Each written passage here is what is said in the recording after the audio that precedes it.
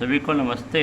आज हमें लवेज समीकरण के बारे में अध्ययन करना है। तो लवेज समीकरण जो है वो किसी क्रिस्टल लैटिस द्वारा एक्स किरणों के विवर्तन से प्राप्त होती है। तो जब एक वर्णीय एक्स किरण जो है वो क्रिस्टल के तल पर आपतित होती है तो क्रिस्टल के प्रत्येक परमाणु द्वारा प्रत्येक संभव दिशा में उसका प्रकीर्णन हो जाता है, लेकिन हमें केवल वह दिशा ज्ञात करनी है जिसमें मापन योग्य अधिकतम तीव्रता प्राप्त होती है। इसके लिए दो क्रिस्टल बिंदु O व P है। आपतित एक्स किरण पुंज की जो दिशा है वो n0 कैप है एवं विवर्तित किरण पुंज की जो दिशा है वो n कैप है। यहाँ आपतित तरंगाग्र OA है व विवर्तित तरंगाग्र PB है।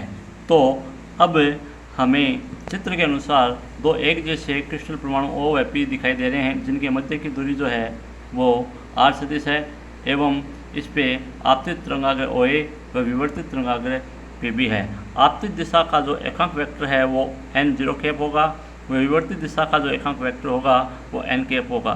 तो हमें आपतित व विवर्तित एक्स किरणों के बीच का पथांतर डेल जो है वो AP माइनस OB से प्राप्त होगा। AP का जो मान है वो r सदिश डॉट n कैप होगा, OB का जो मान है r सदिश डॉट n कैप होगा। इनको सॉल्व करने पर r वेक्टर बाहर आ जाएगा, n0 cap minus n cap.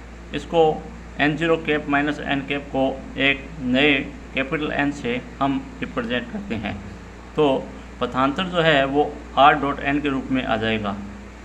इसके बाद हम जानते हैं कि किसी भी स्थिति के लिए लैम्डा कालांतर बराबर 2 पाई पथांतर जो अपने फॉर्मूला पढ़ा है उससे फाई बराबर 2 पाई अपॉन लैम्डा इंटू पथांतर हो जाएगा। पथांतर का जो मान है वो अभी अपन ने पीछे निकाला है r डॉट n, वो लिख देंगे।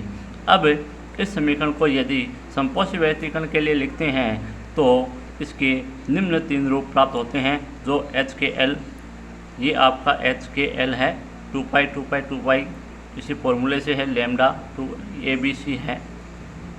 यहाँ HKL जो है वो पूर्णांक है। अब हमें यदि n0 कैप व n कैप के बीच का कोण 2 थीटा होता है तो मापांक कैपिटल N सदिश को हम 2 थीटा लिखते हैं एवं A सदिश B सदिश C सदिश के सापेक्ष कैपिटल N की दिशात्मक कोज्याएँ अल्फा बीटा गामा लेने पे हमें यह संबंध प्राप्त होता है जो समीकरण 3 द्वारा दिखाया गया है।